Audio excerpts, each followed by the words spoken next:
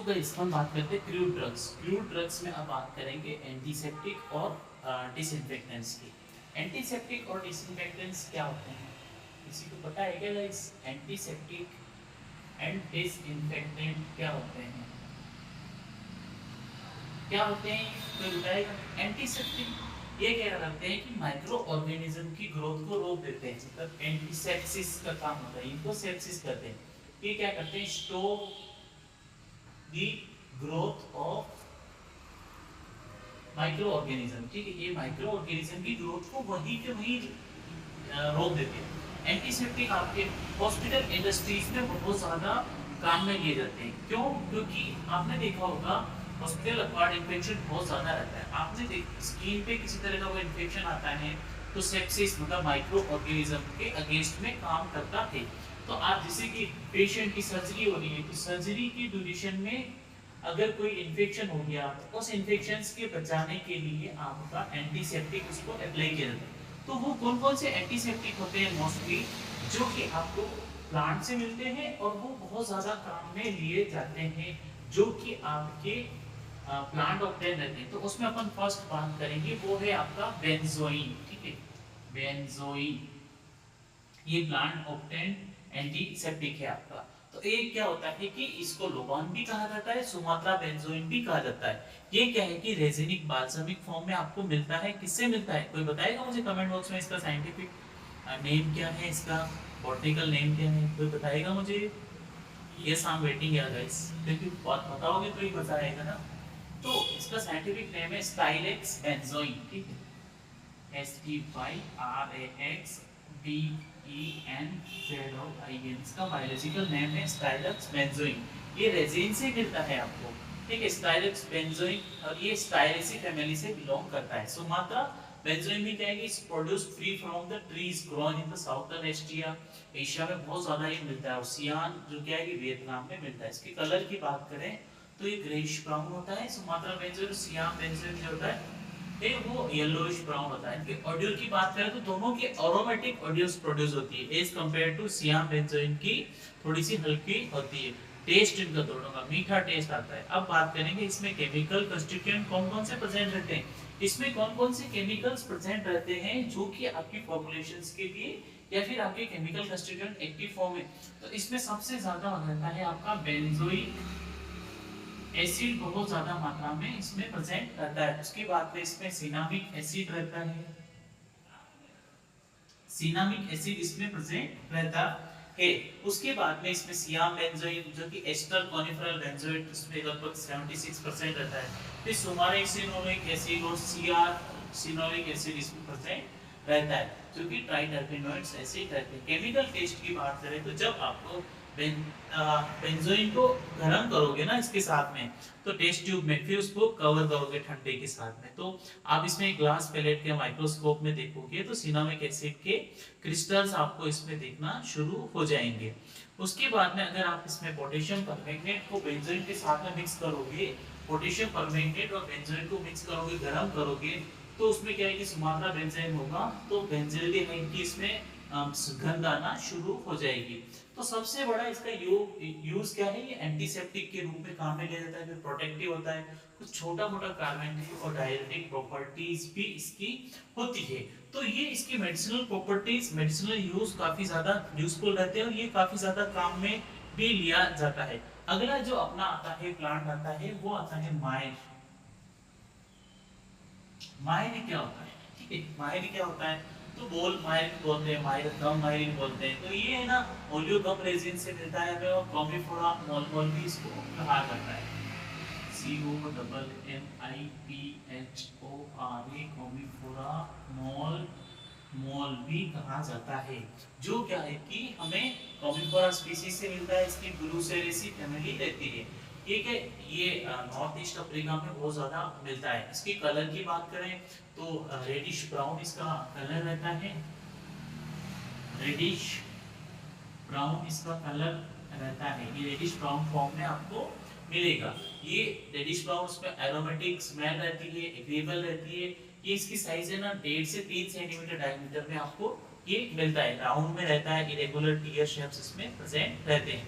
अब बात करेंगे अपन इसके केमिकल कंस्टिट्यूएंट, तो इसमें क्या है कि आपकी अल्फा बीटा और गामा कॉमिफरिक एसिड इसमें प्रेजेंट रहता है। अल्फा बीटा और गामा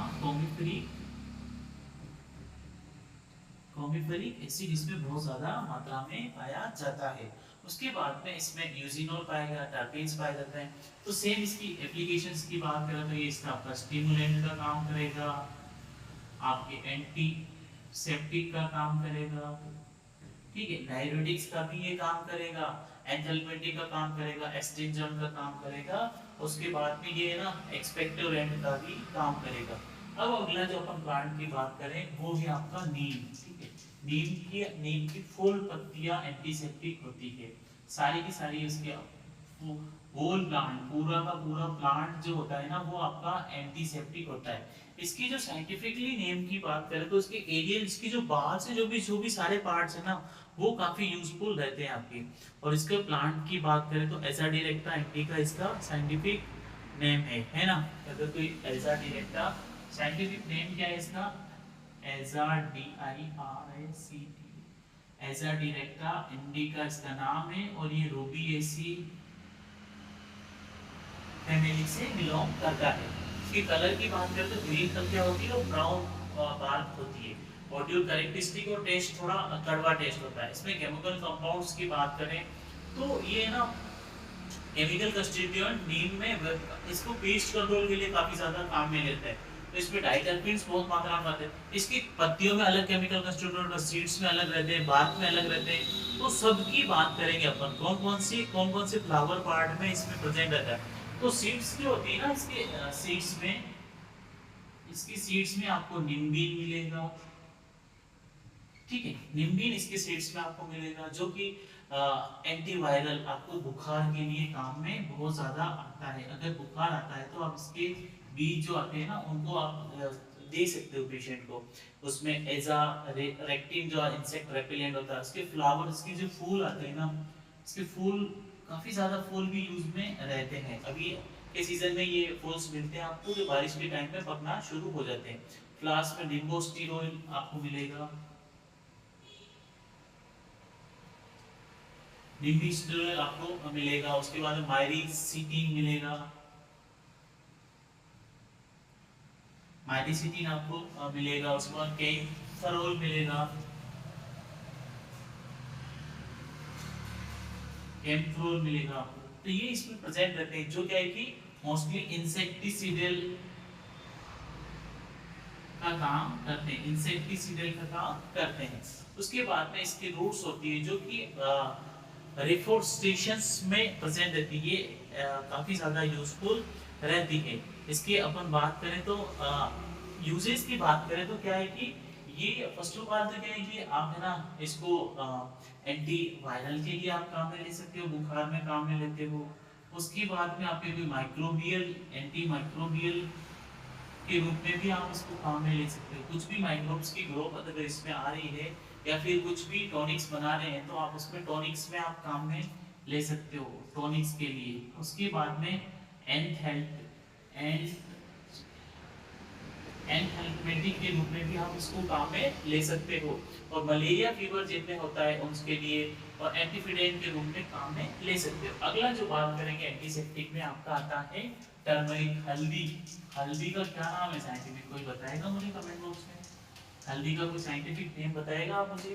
टर्मरिक, टर्मरिक का साइंटिफिक नाम कोई मुझे बताएगा क्या कमेंट में? Just I am waiting for you guys. तो टर्मरिक को अपन इंडियन सेफ्रॉन भी कहते हैं इसको, ठीक है। भारतीय सेफ्रॉन को क्या बोलते हैं? केसर, भारतीय केसर भी कहा जाता है। जो कि क्या है कि ड्राइड बल्ब से अपने को रिजोम से मिलता है। कुरकुमा लोंगा इसका साइंटिफिक नाम है, CURCU, कुरकुमा लोंगा से आपको ये मिलेगा जो कि काफी ज्यादा यूजफुल रहता है। ये जिंजीबरेसी फैमिली से बिलोंग करता है। ये आपके जिंजीबरेसी फैमिली से बिलोंग करेगा। जो कि अगर कल्टीवेशन की बात करें तो इंडिया, चाइना, इटली, थाईलैंड में बहुत ज्यादा ये कल्टीवेटेड होता है क्योंकि इसकी स्पाइसेस के रूप में भी अपन काम में लेते हैं। तो अगर नॉर्मली इसकी कलर की बात करें तो येलोइश ब्राउन रहता है और ये ना ऑडियो थोड़ा कैरेक्टरिस्टिक और पंजेंट टेस्ट इसका रहता है। तो केमिकल कंस्टिट्यूएंट की बात करें तो कुरकुमिनोइड्स इसमें बहुत ज्यादा, कुरकुमिनोइड्स CURCUMINOIDS कुरकुमिनोइड्स इसमें बहुत ज्यादा मात्रा में प्रेजेंट रहता है। कुरकुमिन जो कि येलो कलर का सब्सटेंस होता है आपका, येलो कलर का सब्सटेंस आपका इसमें प्रेजेंट रहता है। कुरकुमिन जो कि क्या है कि काफी येलो कलर को एट्रीब्यूट, इसके टेस्ट आप ओरिजिनल है कि नहीं, तो आपको क्या करेंगे कि आपकी जैसे कि कोई हल्दी है, ठीक है, हल्दी के पाउडर को मिक्स करेंगे और मिक्स करने के बाद में उसमें क्या करेंगे आप, उसमें सल्फ्यूरिक एसिड ऐड करेंगे, ठीक है, सल्फ्यूरिक एसिड आप इसमें ऐड करेंगे। ऐड करने के बाद अगर आपकी ओरिजिनल हल्दी है तो वो तुरंत ही सडनली आपका रेड कलर प्रोड्यूस कर देगी, और अगर रेड कलर नहीं आ रहा है तो मतलब वो नकली हल्दी है या उसमें कुछ मिक्सअप है। उसके बाद में आप एडिशन वायलेट कलर भी काम में लेता है।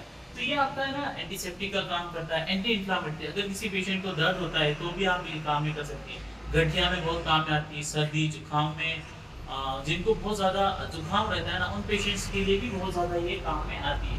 तो ये ना आप गाउट वाले पेशेंट को भी ले सकते हो, जिनको गठिया की बीमारी होती है ना, देसी नुस्खे में इसको काम में लिया जाता है। उसके बाद में ये एक्सपेक्टोरेंट, काफ़ी जिन लोगों को खांसी रहती है तो रात को आपने देखा होगा, कभी कभी हमारी मम्मी है ना हमको रात में ना इसकी फाकी या एक चम्मच भर के देती है गर्म पानी के साथ में, आप है ना हल्दी ले लेते हो तो आपको रिलीफ मिलता है। उसके बाद में ये ना एंटी इन्फ्लामेटरी, अगर कोई भी बुखार आ रहा है तो बुखार में भी आपको तुरंत रिलीफ मिलेगा, अगर एंटी इन्फ्लामेटरी एक्शंस ये प्रोड्यूस करता है। उसके बाद में आपका है ना ये एंटीवायरल है, एंटीवायरल, और अगर आपके कोई इंसेक्ट से बचना है, एंटी इंसेक्टिसाइडल भी इफेक्ट ये प्रोड्यूस करेगा। तो ये मोटा मोटा आपका एंटीसेप्टिक और डिसइंफेक्टेंट्स का यहाँ पे वाइंड अप होता है। यहाँ तक कोई डाउट है गाइस तो आप यू कैन आस्क अस, हम लोग और डिस्कशन करेंगे, उसको सॉर्ट आउट कोशिश करें, क्योंकि आपके डाउट से ही तो हमें एनर्जी आती है। जितना आप डाउट्स पूछोगे उतना हम लोग आपको सॉर्ट आउट करके देंगे।